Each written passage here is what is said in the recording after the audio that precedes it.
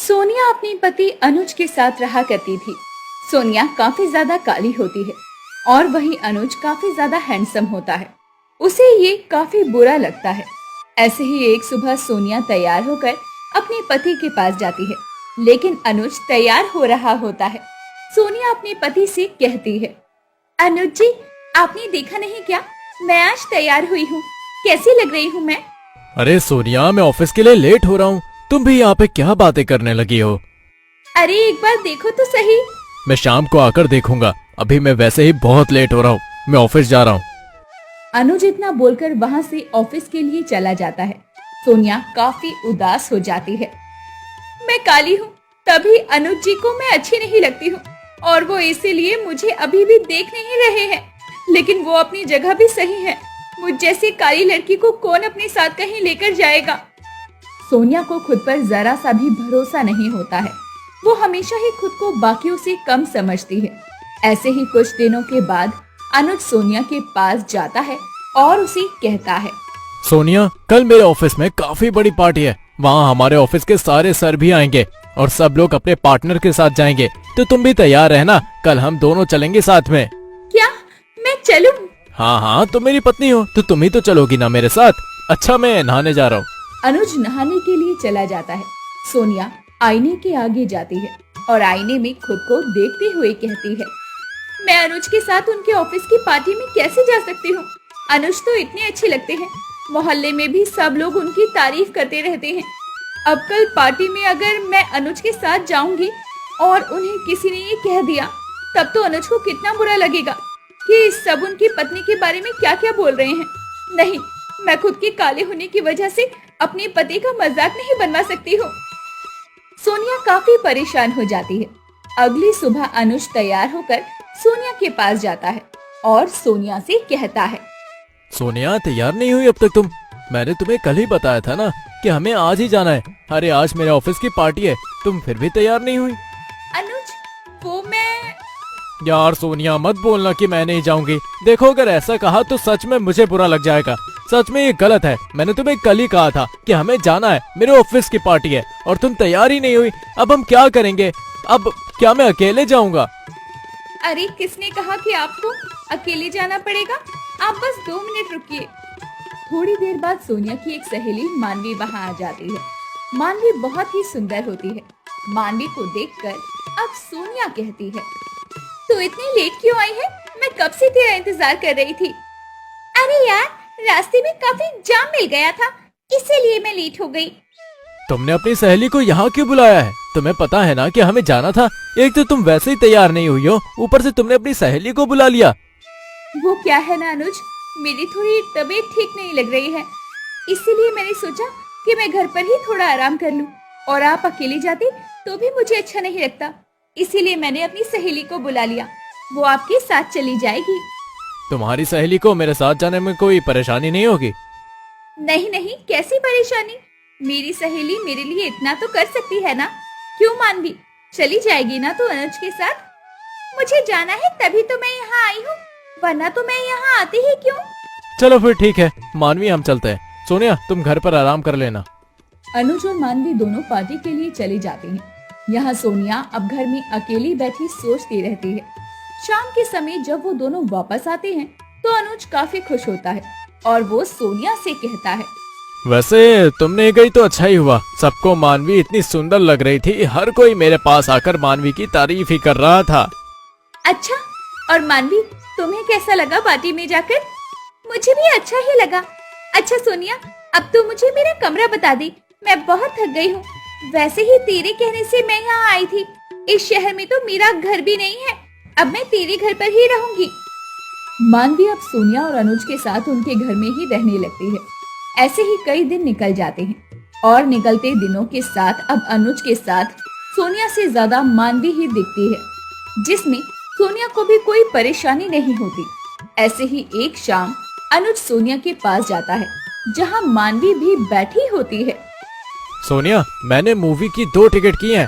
आज हम दोनों साथ में मूवी देखने चलते हैं। काफी दिन हो गए हम कहीं बाहर साथ नहीं गए। हम दोनों? हाँ हाँ, चलो ना, मजा आएगा। नहीं, मैं नहीं जा पाऊंगी। वो क्या है ना, आज घर पर कुछ रिश्तेदार आने वाले हैं, तो घर पर किसी का रुकना तो जरूरी है। और आपने मूवी की टिकट कर दी है तो आपका इतना मन भी तो है ना। तो मैं चली जाऊंगी ना। अरे मैं भी तो अब इस घर में रहती हूँ ना। अगर सोनिया नहीं जा सकती तो मैं जा सकती हूँ। चलो अनुज, हम दोनों चलते हैं। नहीं नहीं, मैं मूवी की टिकट कैंसिल ही कर देता हूँ। अगर घर में मेहमान आ रहे हैं तो। कैंसिल क्यों करना जब अनुज आपका मन है। वैसे भी सोनिया तो है ही ना घर में। तुम क्यों इतना सोच रहे हो। सोनिया तुम ही बताओ, तुम्हें क्या अच्छा लगेगा अगर अनुज तुम्हारी वजह से मूवी देखने नहीं जाएंगे। हाँ अनुज, घर में मेहमान आ रहे हैं तो उनको देखने के लिए मैं यहाँ हूँ।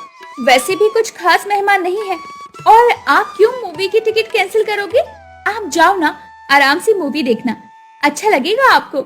आप वैसे भी कम ही जाते हो मूवी देखने। चलो ठीक है, अगर तुम कह रही हो तो मैं चला जाता हूँ। अनुज और मानवी मूवी देखने लगते हैं और अब अक्सर मानवी जानबूझकर दोनों को कहीं जाने नहीं देती और खुद ही सोनिया की जगह जाने लग गई थी। धीरे धीरे अब अनुज मानवी को ही पूछता है। एक रविवार के दिन अनुज की छुट्टी होती है और वो घर पर ही था। आज घर पर ही रहना है। अगर मैं सोनिया से कहीं जाने के लिए पूछूंगा तो वो हमेशा की तरह मना कर देगी कि नहीं मुझे काम है, मैं नहीं जा सकती, आप चले जाओ। इससे अच्छा कि मैं मानवी के पास ही जाता हूँ। अनुज सीधा मानवी के पास जाता है और मानवी से कहता है, अरे मानवी सुनो ना, आज मेरे ऑफिस की छुट्टी है तो आज हम शॉपिंग के लिए चलें। मैं आपके पास यही बोलने के लिए आने वाली थी कि मुझे शॉपिंग करनी है। आपने तो मेरे दिल की बात ही जान ली है अनुज। अब तुम्हें भी शॉपिंग करने का मन है तो इसमें सोचना क्या, चलो चलते हैं। ठीक है। दोनों सोनिया को बिना बताए शॉपिंग के लिए चले जाते हैं। सोनिया उन्हें दरवाजे से बाहर जाते हुए देखती है तो उसे काफी ज्यादा बुरा लगता है।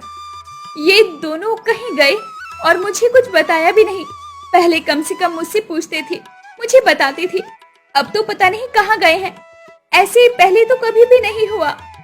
सोनिया भी अब काफी ज्यादा उदास रहने लग गई थी। सोनिया को अपने पति और दोस्त की बढ़ती नजदीकियां साफ दिखाई देने लगी, लेकिन वो फिर भी कुछ नहीं कह रही थी। ऐसे ही कुछ दिनों के बाद सोनिया की सास सुमन गांव से वापस आती है। अपनी सास को देखकर सोनिया काफी ज्यादा खुश हो जाती है। अरे माँ जी, आप यहाँ, आपने कुछ बताया क्यों नहीं आने से पहले। बहू, मुझे तुम दोनों की बहुत याद आ रही थी तो रुका नहीं गया मुझसे और मैं आ गई। बताया इसीलिए नहीं क्योंकि अगर बता देती तो तुझे इतना खुश कैसे देखती मैं। ये तो सच ही कहा माँ जी आपने। आपको देखकर तो वाकई में मुझे बहुत खुशी हुई। कुछ दिनों से हमारे घर पर मेरी सहेली मानवी भी रह रही है। चलिए मैं आपको मानवी से मिलवाती हूँ। सुमन अभी भी वहीं रह रही थी। सुमन अब घर में हो रहा ये सब देखने लगती है। कुछ दिनों के बाद मानवी और अनुज दोनों पार्टी से आते हैं और उन दोनों को साथ में देखकर सुमन अपनी बहू से कहती है, बहू, तुझे नहीं लगता कि ये अनुज और तेरी सहेली कुछ ज्यादा गलत कर रहे हैं। मेरा मतलब अनुज के साथ पार्टी में तो तुझे जाना चाहिए था ना। फिर तू क्यों नहीं गई और तेरी जगह ये मानवी क्या कर रही है।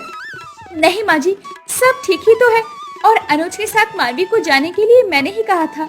वो क्या है ना, अब मैं तो कुछ खास अच्छी नहीं लगती हूँ, काली सी हूँ। और अनुज जी कितने अच्छे लगते हैं, उनकी हर कोई तारीफ करता रहता है। अब अगर उनके साथ मैं कहीं बाहर जाऊंगी तो उनका मजाक बनेगा ना। मैं नहीं चाहती कि मेरी वजह से कोई अनुज जी का मजाक बनाए।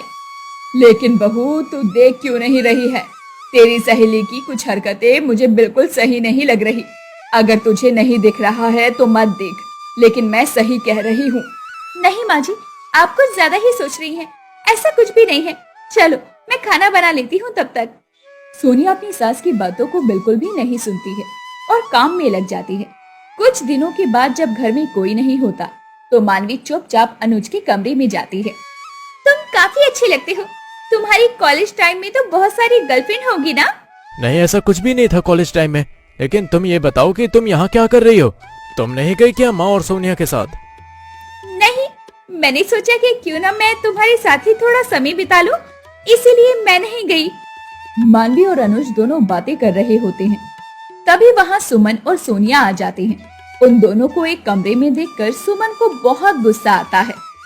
तुम दोनों एक कमरे में क्या कर रहे हो।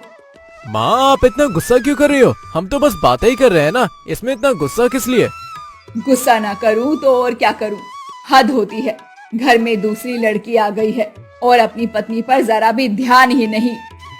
तो माँ इसमें मेरी क्या गलती है? मैं तो सोनिया को हमेशा बोलता था कि मेरे साथ घूमने चलो, लेकिन सोनिया ही बिजी रहती थी और वही हमेशा कहती थी कि मैं मानवी के साथ चला जाऊं। तेरी पत्नी इसीलिए तुझे अपनी सहेली के साथ जाने को बोलती थी, क्योंकि वो काली है।